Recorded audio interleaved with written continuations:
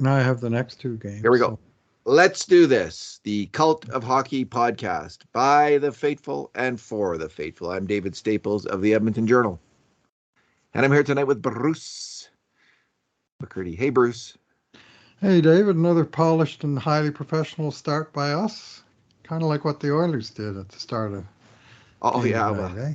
yeah, I was just saying I've graded two games and they've both been Oilers losses, and you were mentioning you have the next two. So I'm hoping I don't have the third game of this series. That would not be ideal. Well, if you Bruce, do, then the pattern will have been broken, so it won't be a pattern.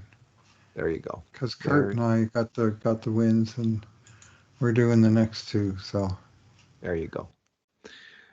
So, Bruce, the Scissors of Edmonton were crushed by the Rock of the LA Kings. That's my headline on my post tonight. And 4-0 loss. Um, I mean, the Oilers just were they their strategy, I think, tonight was to stick check, which is never a good idea against a team that's absolutely committed to body checking. And it was a rather pathetic loss. If part of it may be expected, you just throttle the team. They're humiliated. The LA Kings were humiliated 2 games running. So yep. maybe that's part of it, where the one team's just, as much as they might want to be intense and ready to go, it's when you beat teams that badly, it's maybe hard to have that sense of desperation, which, that's going to be the line that the Kings had, and they did. They were desperate. They made desperate plays, and the Oilers didn't. They Hmm. were they brought a regular season game to a playoff game, and Hmm. the expected result. What was your overall take?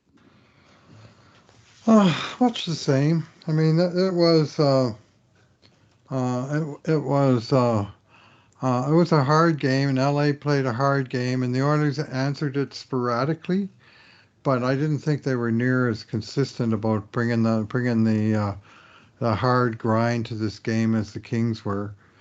And the Oilers had some moments here and there, but I thought overall the Kings were uh, clearly the more desperate uh, team, and they seem to be the more motivated team, to be honest with you.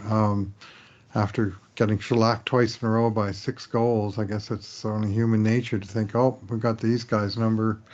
And I mean, even if you say the right things, I don't know what's lurking in the hearts of men, but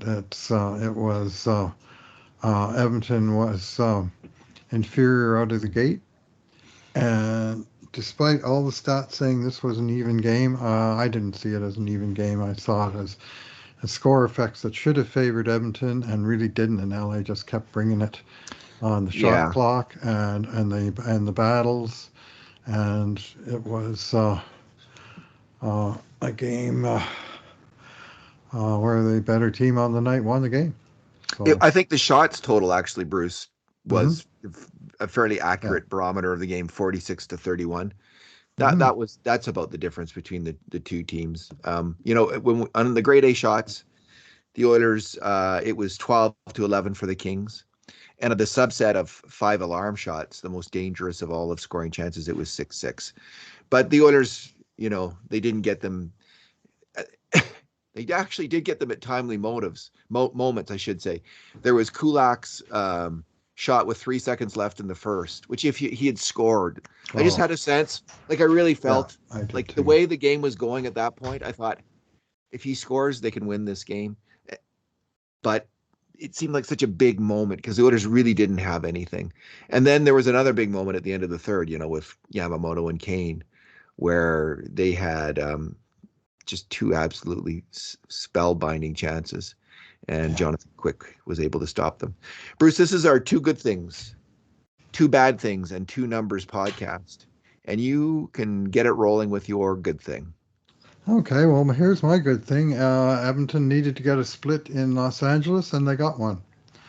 They lost control of home ice advantage in game one of the series. They got it back in game three. They really had a chance to take control of the series tonight and didn't. But on the other hand, if they'd gone to LA and lost both games in LA, then we'd really be in a huge mess. But at this point, the Oilers still are in control of the series with two of the next three games in their home barn. So my good thing really reflects back to the prior game when they scored 8 goals as opposed to tonight when they got 0. And it's kind of hard to reconcile that it was actually the same team. Too bad they didn't average 4 or get 4 in each game. Well, they did average 4, but they needed to get 4 in each Yeah, game. What would that yeah. be? That's a very nice spin, Bruce, on the after a Good loss thing. like that. Yeah. Yeah. Uh, there was some good things. I mean, there was, as I mentioned, there was Kulak's chance late in the first, off an absolutely gorgeous pass by Nugent Hopkins, and then there was the rush by Kane. Like Evander Kane had, I thought, a great game, and I gave him an 8. He was the only player I thought who had a great game for the Oilers, Mm-hmm. and that pass off the boards was fantastic. His rush into the King's end Oh and yeah, setting up that was good. Yamamoto, just setting down that beautiful pass into the slot for Yamamoto, and that was as close as the Oilers came to scoring. I don't. How did Quick lose his glove on that play? I didn't. I don't know. It was before the first shot. Even it was as Kane went by the net and he was trying to squeeze the short side post. I don't even know if there was any contact or maybe Smith or Quick just caught the cuff of his glove against the post or something because it came off before Yamamoto ever shot the first one. There was 3 hard shots from close range, 2 of them on goal. Yeah, And the first one, if Yamamoto had gone high glove, it would have been high hand, and he would have had a pretty good chance. But he went the other side, and it hit him on the shoulder and then the crossbar. And then a second chance came back out to Kane, wasn't it, who hammered another hard drive on net. And Quick, to his credit, he hung in there with his hand exposed, and that can be a real dangerous situation for a goalie. But he stood. He was tall tonight, Jonathan Tall. Jonathan, Quick and tall. Um, my good thing though, um, I snuck in a couple, moments that made me happy there. But Cody Cece's play, I thought was good overall. I thought he was the Oilers' best D-man in the game. I thought actually Nurse, although he had some mistakes, had his best game. Like in terms of how he looked on the ice, he was more physical. What I liked about Cece, well, he led the team in ice time, 23-12, 4 hits, 4 block shots. But it really comes down to, like, he got 2 bonus grades. I gave him a 7. He got 2 bonus grades in the game. I know One what one for an of them was for.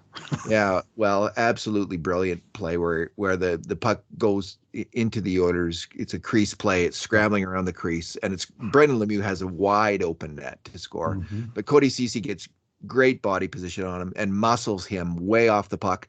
And not only does that, he kicks the puck Yeah. essentially under Mike Smith at the same time. That was a fantastic display of defensive fundamental hockey, being on the right side of your man. The Oilers were on the wrong side of their man all night, Bruce, on the check. Mm-hmm. And this was one occasion where Cece was on the right side of his player and was able to fend him off from scoring a goal because of that.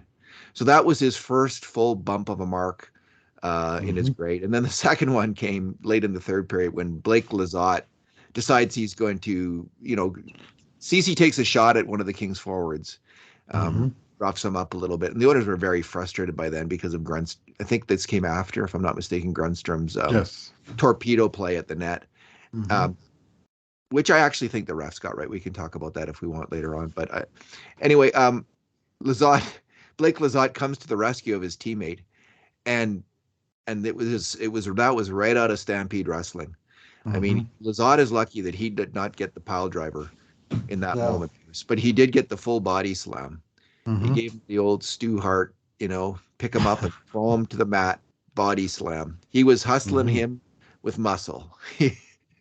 He was, now you're directing traffic. That's what Stu Hart used to say when a guy was physically dominating his wrestling opponent. And Cece just, that was a strong, powerful move, and he slammed Lizotte. And that, for an Oilers, living vicariously, the frustration of the team. That Mm-hmm. was a nice moment. I felt good and happy and pleased in that moment, Bruce. Yeah, yeah, he tossed him down pretty sack of potatoes like there. And I mean, Lizotte looked like Lizotte had him by surprise, and all of a sudden it was Cece that had the upper hand totally, and he won that physical battle. And that was the second. This was after the goal, not immediately after the goal, but about 2 minutes later when they took another run that Smith Grunstrom did, come right into the blue paint after they just got a goal on a play like that. And the Oilers were understandably angry. Yeah. And I, in my sofa in St. Albert, was saying, next Oiler who gets over the blue line should just skate as fast as he can right into the blue paint of Los Angeles Kings and see what happens, because apparently it's legal. And the refs called a whole bunch of penalties off of him, but they didn't call any. It was all even Steven. So you might as well do whatever because anyway. Bruce, that But leg lock by Nurse, though, I mean, that was a pretty impressive foul to take. And, I was wondering, did Lizotte, or not Lizotte, but did Grunstrom launch himself at the goalie? And you just can't tell. And the fact that Nurse put that leg up, he was going fast towards the net. Nurse does yeah, that. I think they got the call right because of Nurse's play. And I didn't like, of course I yeah, hate it, but I think it mhm, was fair from the NHL. yeah. Do you agree or disagree? The scrum was going on, and I said to my wife, I said, the puck's in the net. It's going to be a goal. They're going to review it. Then the Oilers are going to challenge it. They're going to lose the challenge, and it's going to be 3-0. LA is going to be on the power play. And this, I was saying all this while the scrum was going on. I could just see exactly how, because I knew if it counted, Oilers would have almost no choice but to say, well, let's just roll the dice and hope we roll double sixes and win the challenge, because if we lose the challenge, the game's over. If we don't challenge, the game's over. So we might as well at least challenge and hope that we somehow they see something in there that they see him, glove the puck in, or they decide that he did push Smith over the line, which he did. But you're right, that it was the foul that preceded it. Uh, Once that happens, it's just like when Nurse pushed Kessler into the crease in 2017. He was allowed to do anything he wanted after that because he'd been pushed Well, into the crease and he grabbed his pad. Anyway, I that was a keep little going there different. because I'm still angry about it, and I will be till my grave, I'm sure. That time, as a fan, I felt cheated. Tonight, I didn't feel cheated at all on that call. I thought they kind of got it right. Nurse was beat. It was the second time tonight. Nurse got beat wide on the left side. And he looked good turning to his right, but to his left, he was in trouble. He was really scrambling against, was it Kempe early in the game that went around him? And I said again to my wife, I said, that's a play where Nurse doesn't get beat like that normally ever, right? Like he's never going to lose that race. Even to a fast guy, he just doesn't lose races to the net front, right? He loses if he's way out of position, but when he's in position, he's almost impossible to go around. But tonight he got beat twice, and the second one was that goal. And he did leg lock him, and it was one of these games where it was a figure four, was it? That one was what they were calling on TV. Crab hold. Yeah, there was three distinct wrestling moves in this game, and two of them came Yes. on that play by Nurse and then Cece. One before the goal and one right after it. Or no, sorry, Cece's was later, but it was right at that end game where all the scrums were breaking out. Bruce, I fear that the Kessler play will haunt you past the grave, and that once a year through Uh, eternity, on the anniversary of that goal, your grave will turn into a bowling mass of magma and lava as you from your seething from your May the seething 5th, rage. Cinco de Mayo. Seething rage, and clipboards across the city will snap in half from the aftershock of your Yeah, explosion. yeah. Anyway, um, we're on bad Bad things. things? What's your Yeah, bad my thing? bad thing is the third wrestling move, which I've been informed is officially known as a DDT. I called it a pile driver in my one tweet during the entire game. This was the only time I was mad enough to tweet, and I'm still mad. And this is when Mikey Anderson, a filthy player for LA Kings, who reminds me of Jay Wells in 1982 for his ability to get under my skin for being kind of a, not very famous player, but for just being a pain in the ass the entire series. And that's what Mikey Anderson has been, and especially so tonight. He was getting away with crap left and right, but when he got away with or got sawed off penalties 2-2, when he tackled Ryan Nugent Hopkins hard and slammed his head off the ice, I thought that was bloody outrageous. Just outrageous. That could have been very, very, very serious. And if Nugent's helmet had happened to come off, like he was getting kind of grabbed around the face, if his helmet had popped off first and his head hit the ice, all bets are off as to what would have happened. But not good, not good, and not acceptable. Player safety, you got to look at that, and you won't because, well, I mean, maybe they will because usually they look at it if there was a penalty, and they did in fact call roughing against both players. And I'll give Nuge credit for turning around and getting pissed off himself, and rightfully so, because he'd been put in a very dangerous spot by Anderson, and he came up swinging, and then his helmet came off. Well, thankfully it stayed on for the critical moment when his head got bounced off the ice. And sorry, I don't care how intense hockey is, that is not acceptable. That's how players are going to get seriously hurt or worse. And just no go, no go, Mikey Anderson. Screw off with that. That's just not acceptable in any league. It's not even a Bush League play. It's below that. Jay Wells played 1,098 NHL games. Pretty impressive he played 5 in which he pissed me off constantly, and that was in 1982 playoffs. And he was a constant thorn in the side. Okay, my bad thing, Bruce, is the three forwards that I gave a 3 to. I gave a 3 out of 10. I gave a 3 out of 10 to Duncan Keith as well because he was a major culprit on 2 goals against, the first 2 goals against. The one he tipped in, which is a rough play. That happens now and then to defensemen. And we can all feel their pain. I certainly do as a beer league defenseman who has done that a few times. But the forwards, there was lots of forwards who got 4 out of 10. Mm-hmm. There was 3 that they got 3 out of 10. So Derek Brassard, he just brought nothing, little or nothing, and I just don't know why they didn't play Devon Shore. Honestly, I guess they're thinking Brassard's kind of a skilled finesse player like Ryan. He's the closest thing to Ryan. So maybe that's what they went with. But man, he was just totally ineffective. Got very little done and was caught wandering around the red light zone on that crease play where CC saved the goal. That was mainly on Brassard. I thought he just was not. Yeah, he was a center and he didn't block the pass. He didn't cover anyone. That's the red light zone, where you're wandering around, not covering no one, not blocking a passing lane. Warren Fogle needs to do more in these playoffs. I thought he was going to be better in these playoffs, but he has not been. He's got to get his physical play up. He's got to start to become more of an agitator and get under the King's skin. And he's not doing it. He did make a nice pass to Kassian early in the game for Cassian's breakaway chance. Would have been great, of course, if Cass had scored. But then he followed up. Cassian, and McLeod followed up. All 3 of them, they made just an epically bad line change, which led to a very, very dangerous moment for the LA Kings. It was just a horrendous line change. And other than that, there's very little to report from Warren Fogle's game. He's got to find a way to, he's big and he's fast, and he's got to be way more aggressive. So he's one of the players. Now my third player it's a different kind of 3 because it's Leon Draisaitl, who's a very good, obviously he's an outstanding hockey player. But in this game, Bruce, it wasn't his night for a number of reasons. He made just one major contribution to a grade A shot all game. Mm-hmm. You know, Leon usually makes 5 or 6 in a game. So the Oilers need him to generate offense. And I thought on the power play, he really struggled. The Kings played a more aggressive power play this game. Finally, they got out of their box a bit more. Mm-hmm. Came after the Oilers, and it's a better effective strategy against the Oilers. I wish I didn't see it. I wish they hadn't figured it out, but it did. They did, not surprisingly.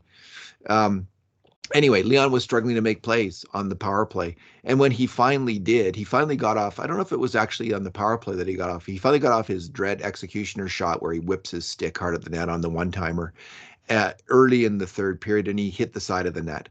And it just typified his night where he had an opening to shoot. So often he buries that shot and he didn't even hit the net. Then he made a really nice play to Nugent Hopkins on the power play. His one really great power play, made a diagonal dart pass to Nuge in the middle, and Nuge, his shot was blocked or ticked off and couldn't get it on net. So it wasn't a one-timer. Yeah, it wasn't. And And then on defense, there was a number of mistakes that he made, including being he was part of the general. Three players essentially got beat off the wall on the first goal against. Draisaitl was the least culpable, but he was on the wrong side of his man and he lost the initial battle. Then Keith lost his battle, and then Bouchard totally whiffed on it. And the Kings are making a beautiful passing play, Deneau, to Moore on net and scoring a goal. That was probably the biggest mistake he made. There was others though, and he just it wasn't his night, and it hasn't been his playoffs, is the truth. Although he scored on the power play, and Three goals. He's had some good moments on the power plays. At even strength, it hasn't been his power play, his playoffs yet. He hasn't been a dominant player at even strength, which he can be. We know, I think Bob Stauffer hinted heavily that he was, at the end of the year, he was hurt. He hasn't looked hurt, but he hasn't looked, to me, I mean, there was the one tremendous rush up the ice with McDavid, like he was like worth $1 billion. But something's not yet right. I don't know if it's not clicking with his line mates or what, but I'm expecting he'll turn it around, and because he can be, Bruce, we know what he can be in the playoffs and what kind of player he is at even strength. And he's got to do it. Now's the time. Next game's the time. Next game's the big moment for Leon, and I think we're going to see it. That's my bet. Yeah, he had one stupendous rush on the penalty kill as well. I don't think we scored at a grade A chance, so it didn't quite Didn't result get shot. in, Yeah, but it was a fabulous hard rush. He's incredibly fast when he gets it going. Like nobody can catch that guy. yeah. But we didn't see enough of that tonight. And I'll just pile on a little bit, point out 5 and 14 for 26% in the dot in this game, and the Oilers seemed like they were getting owned in the face-off circle at both ends. Like they could never win a draw in the offensive zone to set up, and in the defensive zone seemed constant. LA would win the draw, and there'd be a shot through traffic right away. And some of that was on the centers, but also some of it, David, some of this is just your puck battle. It's a different type of puck battle, but it's supporting your center on a 50-50 draw where the puck kind of goes sideways and it's there in the circle, and the winger has to come in and give winger support, and they just weren't getting it. And They were not. So that's kind of tangential to your bad thing, but it was, I think, just another symptom of a night where the Oilers were just second best in almost any sort of different way you want to parse this game. They didn't win enough battles, and some of those battles came in the face-off circle or right after the face-off or pretty much any time after that. Bruce, what's your number? I'm going to go with 64 to 45. These are percentages. Now, if you look at the shot attempts in this game, they were 74-69 for LA, so pretty close. And I mean, like I say, it was score effects that Edmonton should have been pushing the play and more than just even, 74-69. But the shots were 46-31. And so parsing that, LA have their 74 attempts, 46 were on net, 64% of the shots they attempted were shots on goal. And for Edmonton, just 31 out of the 69, so 45%. So not even half the shots they were taking were getting through to net. They were getting blocked. LA blocked 19 to Edmonton's 12. And it was, Oilers were missing the net a little bit more. And I just thought the Oilers missed the net 19 times. And sometimes it was because they were pressured, and sometimes it was just because they missed. But bottom line, the shots that they set up, they weren't testing the goalie, and the Kings were doing a fine job of at least getting the shots on net and creating traffic around the net, and we saw plenty of that. And it was something I've noticed over the years that some nights it's just the percentage of the attempts that actually are on goal that provide a real good clue as to which team's executing their plays better. They're getting open shots, and then they're making their shots, or at least they're making them on the net. And often when you get a big discrepancy like that, the team with the higher percentage of shots that get through also gets the more goals. And obviously LA did that tonight. Indeed. Bruce, my number is My numbers are 2 and 1. So the 2 is Ole Mata's two kind of they're kind of breakaway chances. Like he's wide open in front of the net both times. Mm-hmm. And the first time happened after that terrible line change. And then that I already mentioned from Fogel, McLeod, and Cassian. In the first period, it's like 2 minutes into the game or 3 minutes into the game, and this Their first occurs. shift. And Mata misses the net on his backhand attempt. And then the next one is in the second period, early in the second period. And Kopitar has the puck. He passes it through Draisaitl, and Hyman fails to cover Mata slipping in from the point. And again, Mata has this time a forehand shot, and he misses the net again. So the good news here is if there's anyone on the LA Kings who you want to have a shot right on from the slot, right on the net, it's Ole Mata. And my second number is 1. In the last 2 seasons, he has scored 1 goal in 107 games. Wow. Regular season games. So if that is the guy that you want to leave open. If you're going to leave open some guy by mistake in the slot after a bad line change or a bad defensive coverage, it's got to be Ole Mata. And because this game, so other players would have drained those shots. They were just wide open. Mm-hmm. And he didn't even make the goalie make a save. So good for you, Ole Mata. Keep it up. Yeah, that triple line change was something else. All 3 guys left the ice at the same time, and they were coming from 3 different directions. Like Cassian was probably closest to the bench, and he was going off, and Fogel was trailing the play and coming up, and he headed for the bench. And then McLeod was in the middle of the ice. He lifts his hand in the air and says, "I'm coming off," and he goes and he joins the other 2. And there was literally probably a second there where it was 5-on-2. It was. 2 defensemen are out there, and there's no forwards because all the forwards on the bench are going holding. They're all coming off. We better get out there. And the time they got there, Ole Mata was walking in alone on goal. They picked the right guy to pass it to. That was a bad sign early in the game when your team gets mucks up a first cycle of line changes.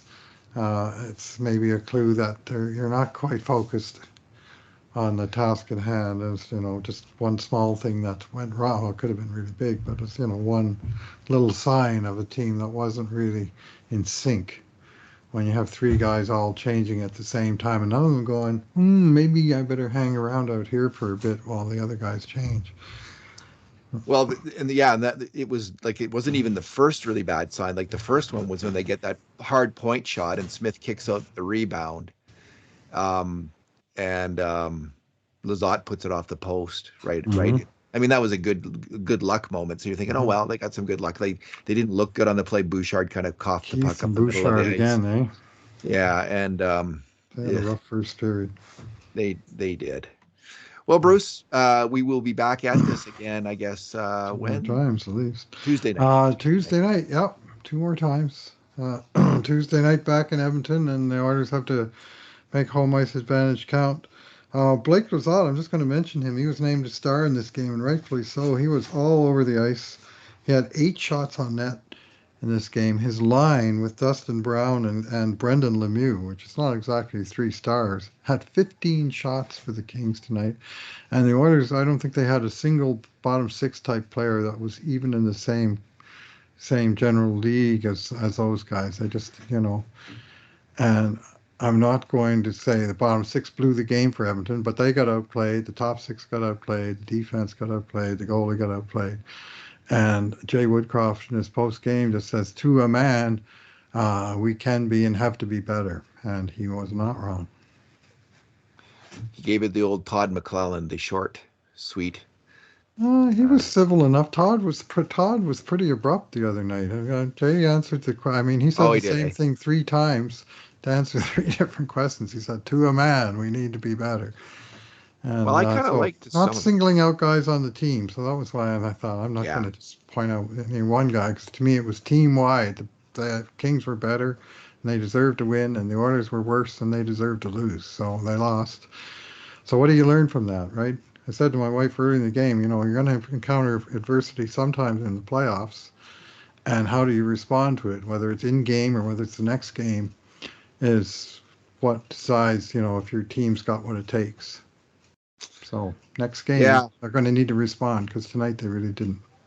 And if the Kings continue to aggressively forecheck or check the Oilers on the penalty kill, like they did, the Oilers are going to have to win the next game at even strength. Hmm? You know, they might get a power play goal, or they might not, or the Kings might. Like it's the Oilers' power play in the last, whatever it was, 2/3 of the season was troubled by that kind of heavy checking, by opposition penalty kills.